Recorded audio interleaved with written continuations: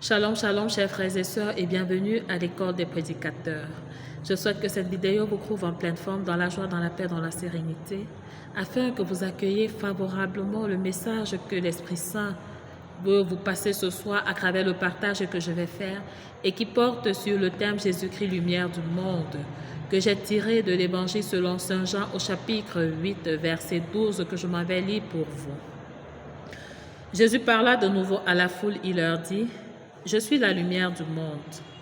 Celui qui me suit ne marchera pas dans les ténèbres, il aura la lumière qui est vie. » Et à la suite de la lecture de ce verset, je voudrais reprendre pour vous ce chant inspiré de ce même verset. Je suis la lumière éternelle, je suis la lumière du monde. Celui qui me suit ne marche pas dans le noir, il aura la lumière éternelle de la vie. Tant que vous avez la lumière, ne marchez pas dans le noir. Tant que la lumière vous éclaire, marchez dans le jour, marchez dans le jour, marchez dans le jour. Je suis la lumière éternelle, je suis la lumière du monde. Celui qui me suit ne marche pas dans le noir, il aura la lumière éternelle de la vie. Chers frères et sœurs, je suis allée dans le dictionnaire Robert et la définition que j'ai choisie là-bas, c'est que la lumière, c'est ce par quoi toute chose devient claire. Et revenant à notre thème, Jésus-Christ qui se présente comme la lumière du monde vient comme nous éclairer, vient comme pour nous sortir de l'obscurantisme des ténèbres. Il vient par son enseignement, parce qu'en fait, c'est cet enseignement même qui est lumière sur nos pas, lumière dans nos vies. Il vient par cet enseignement qu'il nous donne et qu'il prône, renouveler notre système de pensée, changer notre manière de voir les choses, nous conduire à la vraie connaissance, à la vérité, renouveler notre intelligence. Oui, chers frères et sœurs, il voudra à travers cet enseignement qui est lumière sur nos pas, lumière dans nos vies, changer notre système de pensée. Mais il faut bien se poser la question de savoir, sommes-nous prêts à être renouvelés? Sommes-nous prêts à revêtir l'homme nouveau comme le Seigneur le veut? Parce qu'il nous présente cet enseignement qui apparaît comme lumière, comme pour nous éclairer, comme pour changer notre manière de voir les choses, d'entrevoir les choses, comme pour nous renouveler de l'intérieur, comme pour nous transformer. Oui, Jésus-Christ, lumière du monde, il est venu nous sauver de l'obscurantisme, du péché. Il est venu nous sortir des ténèbres à travers cet enseignement qu'il véhicule et qu'il prône, qu'il nous donne. Mais sommes-nous prêts à accueillir? Parce que là est toute la question. Le Seigneur, il nous montre le chemin à travers cet enseignement qu'il nous donne. Parce qu'il veut faire de nous des personnes nouvelles. Mais est-ce que nous sommes prêts à accueillir cet enseignement et à le mettre en pratique? Est-ce que nous sommes prêts à nous approprier cet enseignement afin de revêtir l'homme nouveau, afin de nous dépouiller du vieil homme, afin de changer de vie? Chers frères et sœurs, à travers cet enseignement, le Seigneur nous invite ou nous appelle à la repentance. Il nous invite à la conversion.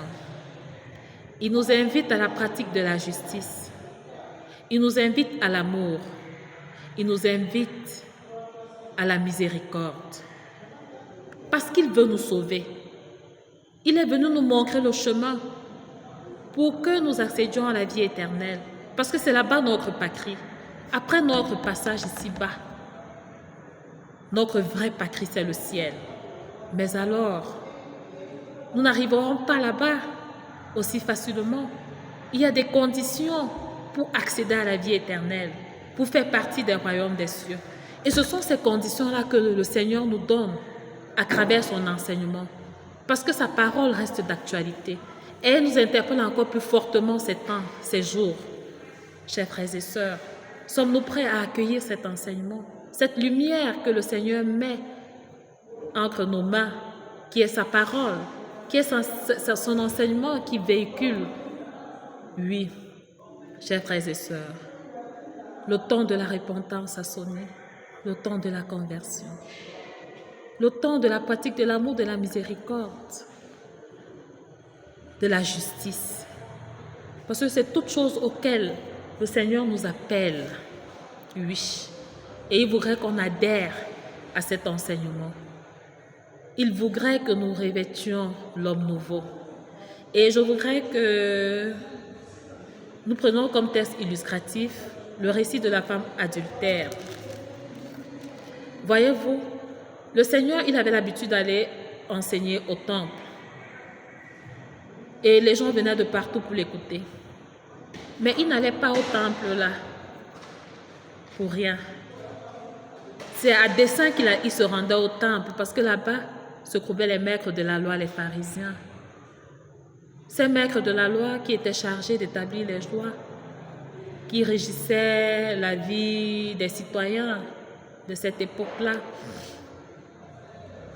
Ces maîtres de la loi qui établissaient des lois qu'eux-mêmes ne respectaient pas et ne subissaient pas, mais qu'ils faisaient subir durement à leurs contemporains.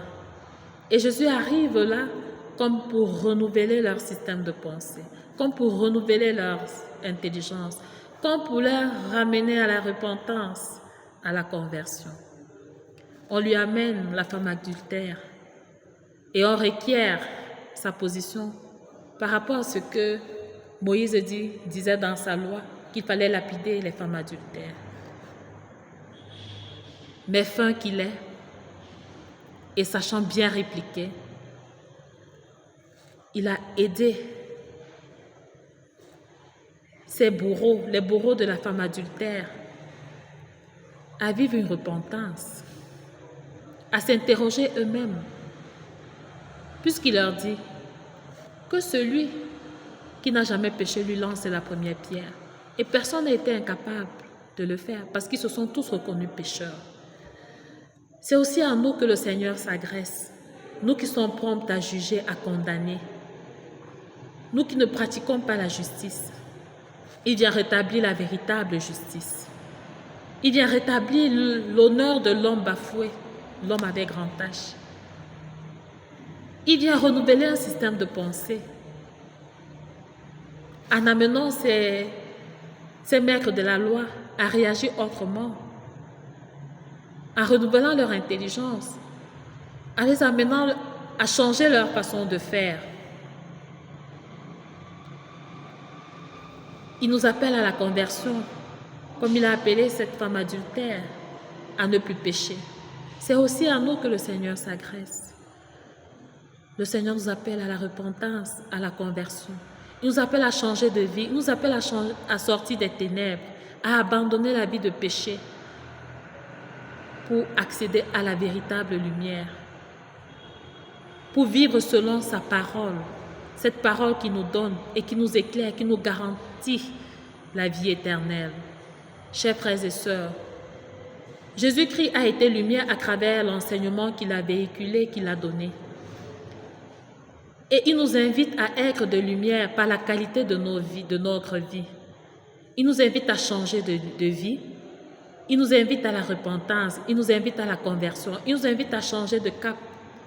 Il voudrait que nous, à notre tour, nous puissions refléter la lumière. Que nous puissions distiller cette lumière. Et que cette lumière puisse impacter nos frères qui vivent encore dans les ténèbres. Il voudrait que par la qualité de notre vie, nos frères et sœurs qui sont encore dans des ténèbres nous rejoignent, regagnent la lumière. Et ce n'est qu'ainsi que nous allons véritablement contribuer à l'avènement du royaume, à l'agrandissement du royaume. Oui, chers frères et sœurs, Le Seigneur nous appelle à une véritable repentance, à une véritable conversion. Il voudrait que nous changions de vie. Il voudrait que nous impactions la vie des autres par notre vie, afin qu'ils rejoignent la lumière, afin qu'eux aussi soient sauvés, parce qu'il est venu pour nous sauver et il ne veut perdre aucun de ceux que son Père lui a confiés. Il ne veut pas nous perdre. Il voudrait que nous accédions à la vie éternelle, que nous fassions partie de la patrie céleste, parce que notre véritable patrie, c'est le ciel.